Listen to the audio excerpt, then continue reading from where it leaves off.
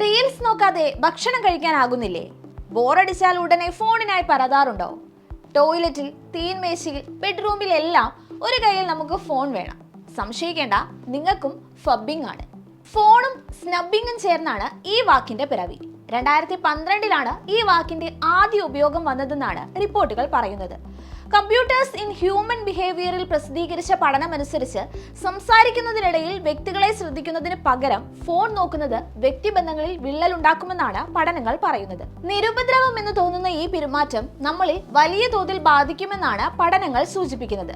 മാതാപിതാക്കളും മക്കളും, സുഹൃത്തുക്കൾ തമ്മിലും, കാമുകന്മാർ തമ്മിലുമുള്ള ബന്ധത്തിൽ വിള്ളൽ വീഴുന്നതിലേക്ക് ഈ ശീലം നിങ്ങളെ നയിക്കുമെന്നാണ് പഠനങ്ങളും വ്യക്തമാക്കുന്നത്. മൊബൈൽ ഫോണുകളെയും ഇന്റർനെറ്റിനെയും നമ്മൾ കൂടുതലായി ആശ്രയിക്കുന്നതിന്റെ ഒരു ലക്ഷണം മാത്രമാണ് ഫബ്ബിംഗ്. ഫബ്ബിംഗ് മാനസിക അകലം, സംഘർഷം എന്നിവയ്ക്ക് കാരണമാകുമെന്നാണ് പഠനങ്ങൾ വ്യക്തമാക്കുന്നത്. നമ്മുടെ ജീവിതത്തിൽ ഫോണുകളുടെ പങ്ക് കണക്കിലെടുക്കുമ്പോൾ ഫബ്ബിംഗ് കൂടുന്നതിൽ അതിശയപ്പെടാനൊന്നുമില്ലല്ലോ. ഫബ്ബിംഗ് റൊമാൻറ്റിക് ബന്ധങ്ങളിൽ മാത്രം സംഭവിക്കുന്ന ഒന്നല്ല. കുടുംബ സംഗമങ്ങൾ മുതൽ പ്രൊഫഷണൽ മീറ്റിംഗുകൾ വരെ ഏത് സാമൂഹിക സാഹചര്യത്തിലും ഇത് സംഭവിക്കാം. സ്മാർട്ട് ഫോൺ അടിമത്തം, fear of missing out, social മീഡിയയുടെ വ്യാപക ഉപയോഗം തുടങ്ങിയവ ഈ പ്രവണതയെ ശക്തിപ്പെടുത്തുകയാണ്. സോഷ്യൽ ആങ്സൈറ്റി ഉള്ളവർ അവരുടെ മാനസിക അസ്വസ്ഥത മറയ്ക്കുന്നതിനായി ഫോണിലേക്ക് ശ്രദ്ധ തിരിക്കാറുണ്ട്. അതുപോലെ ചിലർ ദുർബലമായ സാമൂഹിക ആശയവിനിമയം മറികടക്കാനാണ് ഫോൺ ഉപയോഗിക്കുന്നത്.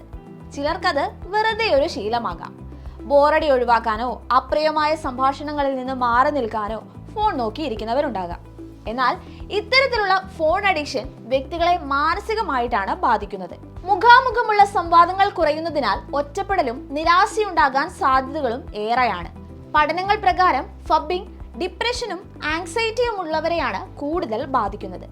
ഈ അവസ്ഥ അനുഭവിക്കുന്ന വ്യക്തിക്ക് അവഗണിക്കപ്പെടുന്നതായോ അപമാനിക്കപ്പെടുന്നതായോ ഒക്കെ തോന്നാം. ഫബ്ബിംഗ് എന്ന ഈ അവസ്ഥ നിങ്ങളുടെ ജീവിതത്തെ ബാധിക്കുന്നുണ്ടോ എന്നും അതിനെ തടയാനും ആദ്യഘട്ടത്തിലേ നമ്മൾ ശ്രദ്ധിക്കേണ്ടതുണ്ട്. ഫബ്ബിംഗ് ഉണ്ടാകാനുള്ള ചില സൂചനകൾ ഇവയൊക്കെയാണ്. വ്യക്തിബന്ധങ്ങളെക്കാൾ ഫോണിന് അമിത പ്രാധാന്യം നൽകുക. പ്രധാനപ്പെട്ട എന്തെങ്കിലും സംസാരിക്കുമ്പോൾ അതിന് ചെവി കൊടുക്കാതെ ഫോൺ നോക്കുക. യഥാർത്ഥ ജീവിത പരിസ്ഥിതികളെ നേരിടാനുള്ള ബുദ്ധിമുട്ട് കൊണ്ട് അവയിൽ നിന്നും ഒഴിഞ്ഞു മാറാനായി ഫോൺ ഉപയോഗിക്കുന്നത് എന്നിവയൊക്കെയും ഫബ്ബിംഗിന്റെ ലക്ഷണങ്ങളാണ്. നിങ്ങൾക്കും നിങ്ങളുടെ പ്രിയപ്പെട്ടവർക്കും ഈ പ്രവണതയുണ്ടെങ്കിൽ അത് പരിശോധിക്കുകയും നിങ്ങളുടെ ഫോൺ ഉപയോഗവുമായി ബന്ധപ്പെട്ട ശീലങ്ങൾ പുനഃപരിശോധിക്കുകയും ചെയ്യേണ്ടതുണ്ട്. ഇതൊരു നിസ്സാര പ്രശ്നമായി തള്ളിക്കളയേണ്ടതല്ല. വളരെ അടുപ്പമുള്ളവർ പോലും മാനസികമായി ഏറെ അകന്നു പോയേക്കാം.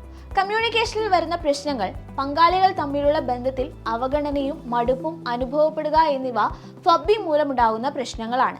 ഫോൺ ഉപയോഗിക്കാതിരിക്കുക എന്നത് ഈ ഡിജിറ്റൽ യുഗത്തിൽ പ്രായോഗികമല്ല. പക്ഷേ ഫബ്ബിംഗ് ഒഴിവാക്കി ഫോണിന്റെ ഉപയോഗം നിയന്ത്രിക്കാനാകണം.